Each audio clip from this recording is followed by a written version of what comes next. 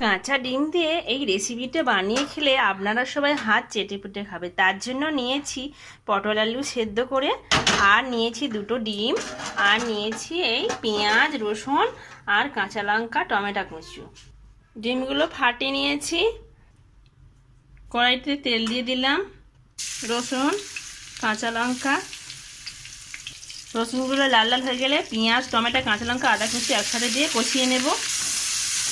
হলুদ গুঁড়ো লবণ লঙ্কা গুঁড়ো দিয়ে একেবারে কষিয়ে নিয়ে মশলা কষিয়ে নেওয়া হয়ে চাট মশলা দেব, দিয়ে পটল আলু এটা দিয়ে কষিয়ে নেব। কষিয়ে নেওয়া হয়ে গেছে। আমি একটু গ্রেভি গ্রেভি করবো বলে অল্প একটু বেশি জল দেবো না, এরকম জল দেব। ঝোল যখন টকবক করে ফুটবে এই কাঁচা ডিমটা এইভাবে এরকমভাবে ছড়িয়ে দিয়ে চাপা দিতে হবে।